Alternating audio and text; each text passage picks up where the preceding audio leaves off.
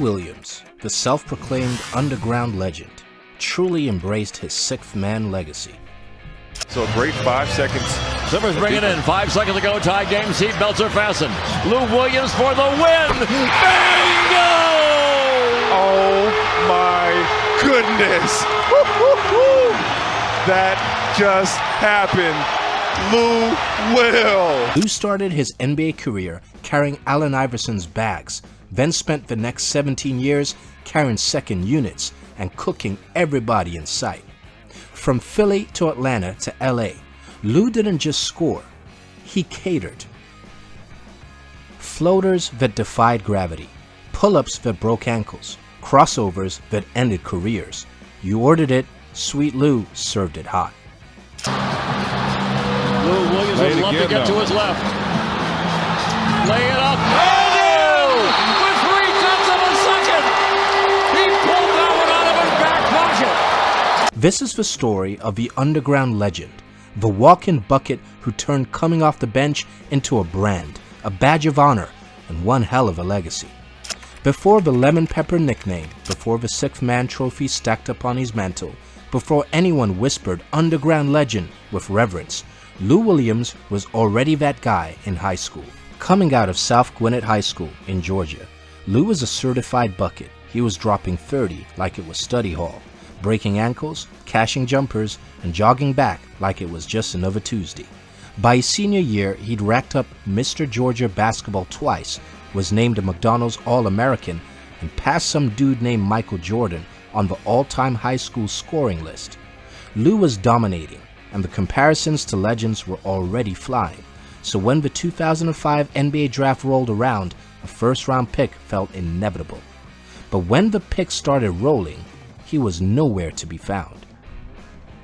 After workouts that didn't capture the magic of his game, Lou fell through the first round entirely and landed with a thud at pick 45 to the Philadelphia 76ers.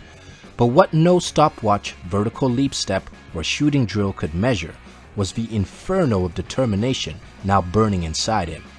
At just 18 years old, still too young to celebrate making the league with anything stronger than Sprite, Lou walked into the Sixers locker room as the baby-faced rookie and found himself in a whole new world.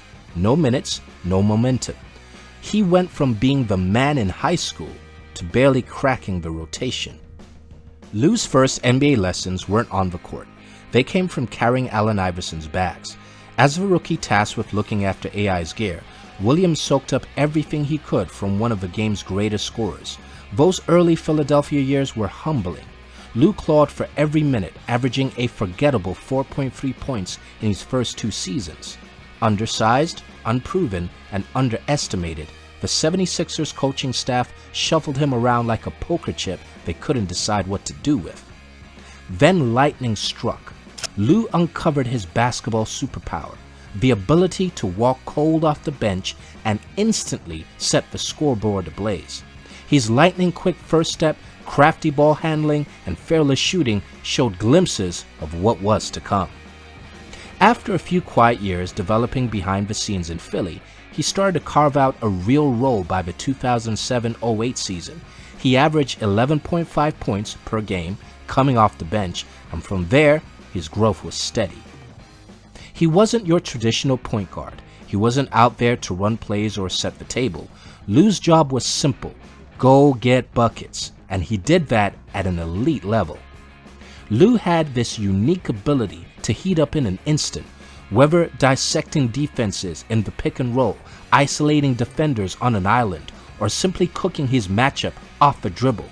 Lou's game was pure rhythm and audacity. He didn't dominate with vertical leap or raw power. His weapons were far deadlier: footwork, timing, hesitation, and that silky smooth pull-up jumper that kissed nothing but net.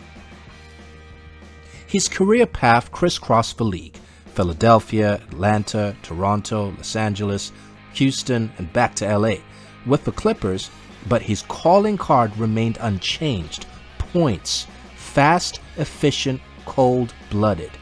Then came 2014 to 15, his one full season with the Toronto Raptors, and it changed everything. In the Great White North, Lou averaged 15.5 points in just 25 minutes per night, shooting 40% from the field and 34% from downtown. But the box score didn't tell the full story. When Lou checked in, the entire energy of the game transformed. The pace quickened, the defense panicked. He injected the Raptors with instant life while leaving second units gasping for air. When that season concluded, Lou clutched his first Sixth Man of the Year trophy, official validation of what players already knew. He was the league's most lethal bench weapon.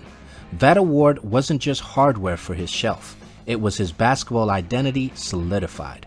From that moment forward, Lou didn't just accept the sixth man role, he embraced it as his platform, his speciality, his legacy in the making. But it wasn't until he hit LA in 2017 that Lou truly stepped into the spotlight he'd long deserved. That season, he poured in a career-high 22.6 points per game, all while coming off the bench. No player in NBA history had ever scored at that volume without starting a single game. And it wasn't just volume, it was clutch. Lou was closing games when it mattered most. Doc Rivers trusted him to orchestrate the offense in crunch time because no defender on earth could contain him one-on-one. Lou possessed that rare, coveted gift. He didn't need elaborate screens or complex systems. Just clear the floor, give him the ball, and watch the magic unfold. In 2018, he claimed his second Sixth Man trophy. Then in 2019, history was made again, a third award, tying Jamal Crawford for the most in NBA history. But Lou wasn't just collecting hardware. He was reshaping basketball philosophy. Before Lou Williams, being the sixth man often carried the subtle sting of not quite starter material. After Lou, it meant you were the game changer, the momentum shifter, the human spark plug who could electrify an arena the moment you stepped onto the hardwood. He gave coaches tactical flexibility, gave his team instant offensive firepower, and gave fans highlight after highlight, all without ever needing to hear his name in the starting lineup. By 2020, Lou Williams had earned respect from every corner of the basketball world. But in the weirdest season in NBA history, the bubble, Lou Will didn't just make headlines. He became one. A meme, a moment, a whole mood. Here's what went down. Midway through the NBA restart in Orlando, Lou was granted permission to leave a bubble for a personal matter. He had to attend a funeral in Atlanta. That part was completely legit, solemn and respectful. But what happened next? Pure Lou Williams.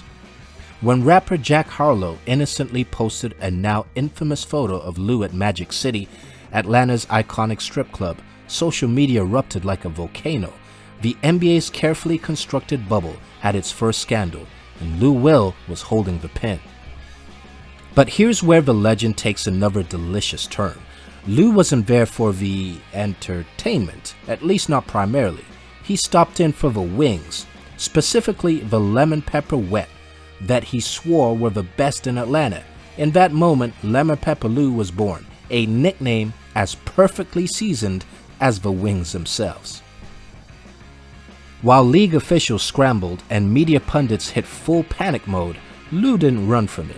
He didn't craft some elaborate PR statement. He owned it completely, with the casual confidence of a man who knows who he is. "The wings are fire," he said. "Magic City has the best food in Atlanta, and you know what?